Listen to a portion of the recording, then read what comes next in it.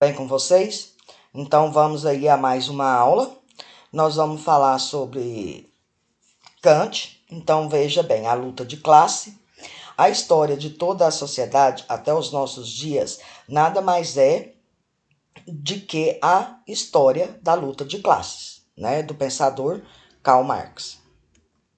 Marx e a luta de classes. Segundo Marx, não seriam os valores ou as ideias que motivariam as mudanças sociais de nosso mundo, mas sim a condição material ou a situação econômica da classe da sociedade.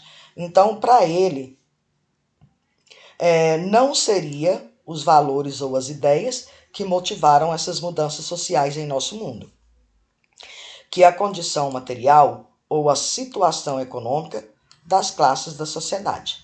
A luta de classes seria o motor das mudanças sociais e o reflexo das diferenças materiais que se instauraram no meio. Então, essa luta de classe seria o motor das mudanças, que é o reflexo das diferenças materiais que instaurou no nosso meio social. Para Marx, a luta de classes seria o motor das mudanças sociais, como eu falei para vocês antes. Então, a luta de classe é o motor das mudanças. Esse pensador dedicou-se a observar da história humana as formas que ocorreram às diferentes mudanças sociais nas sociedades europeias anteriores ao capitalismo. Ele concluiu, então, que os conflitos sociais estavam ligados sempre à condição econômica dessas classes. Então, ele chegou a essa conclusão, né? Que os conflitos sociais, eles sempre estão ligados sempre à condição econômica dessas classes, dessas sociedades. Nessa perspectiva, Marx acreditava que, assim como os comerciantes que ascenderam durante o período feudal para derrubar o poder da nobreza, a classe proletária ou os trabalhadores também ocasionariam mudanças nas organizações sociais do mundo capitalista. Então, a classe do proletária, que seria a classe dos trabalhadores, elas também ocasionariam as mudanças das organizações sociais do mundo capitalista.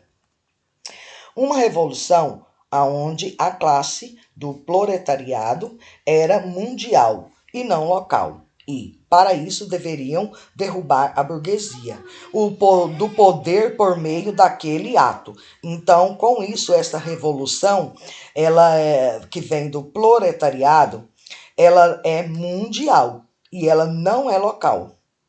Ela é do mundo todo.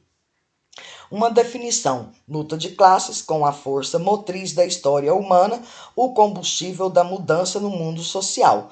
Então, esse conceito com luta de classes é a força motriz da história humana, que ele é o combustível do mundo social. Para entendermos a ideia de luta de classes, de todos os desdobramentos que Marx atribuiu a esse importante aspecto social, devemos primeiro entender o que são as classes sociais. Aqui tanto nos referimos. Por mais simples que possa parecer a ideia de classes sociais, é tão ampla e complexa que ainda hoje é difícil encontrar consenso entre os estudiosos do assunto. De maneira geral, as classes sociais podem ser entendidas como um grupo de indivíduos. Então, classes sociais, ela pode ser entendida como um grupo de indivíduos que possuem em comum a mesma situação econômica e o mesmo tipo de acesso aos meios de produção.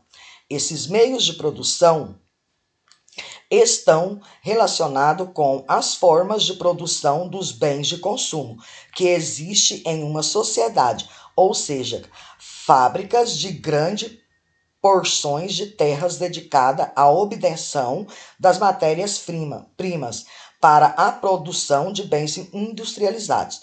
Por exemplo, é a condição material dos indivíduos que determinaria os demais aspectos de vida.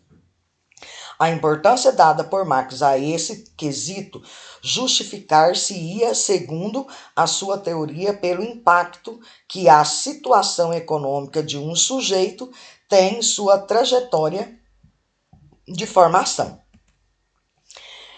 É inegável que aqueles que possuem maior condição econômica também possuem o maior número de oportunidades de manter-se em melhor condição material. Já aqueles desprovidos das mesmas oportunidades enfrentam maiores dificuldades de ascensão na escala social. Então, isso, gente, é inegável. Não tem. Como até hoje isso prevalece.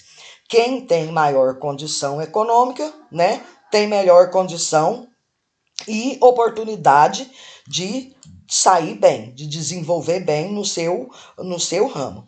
E já aqueles que não têm condições, né, que estão desprovidos, eles já não têm essa mesma oportunidade. Eles enfrentam grande dificuldade.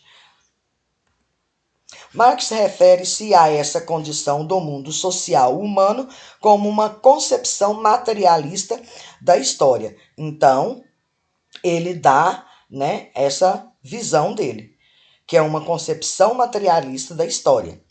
Uma perspectiva que atribui à condição material do indivíduo grande peso no processo que determina inúmeros aspectos de sua vida. Isso quer dizer que a concepção materialista da história atribui à condição material do sujeito os fenômenos sociais que desdobram em várias camadas diferentes do nosso mundo social. A cultura, educação, status social, inclusão social e muitos outros aspectos de nossa vida estariam intimamente relacionados com a nossa condição material. Diante disso, segundo Marx, não seria os valores ou as ideias que motivariam as mudanças sociais no nosso mundo, mas sim a situação das classes dessa sociedade. A partir da Revolução Industrial, onde as relações sociais passaram a se expandir e crescer exponencialmente, tendo o indivíduo e o trabalho como engrenagens nesse processo. Marx distingue dois tipos de classe: classe em si e classe para si. Então, ele fala que esses dois tipos de classe em si e classe para si.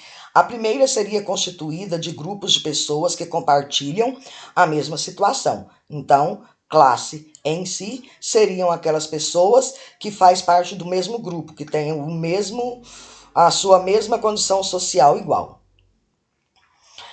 A segunda seria os grupos que passam a organizar politicamente para defender conscientemente seus interesses, formando uma identidade de classe. Então, a segunda seria esses grupos, né, que passam a se organizar politicamente e defendem uma forma de identidade dessa mesma classe.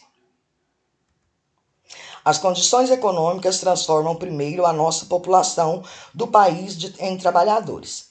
A denominação do capital criou para esta massa uma situação comum de interesses comuns. Assim, pois, esta massa já é uma classe com o respeito ao capital, mas ainda não é uma classe para si na luta. Mas essa massa se une e constitui como classe para si. Todas as revoluções comprovaram até hoje que é possível mudar muita coisa, menos o ser humano.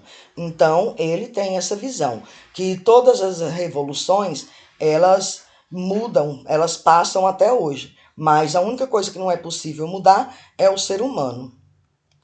Então, galerinha, essas explicações vão dar suporte para vocês estarem respondendo as questões 5 e 6 da apostila. Eu estou à disposição, tá? É só chamar qualquer dúvida. Galera, e eu quero pedir, não deixem atrasar as atividades.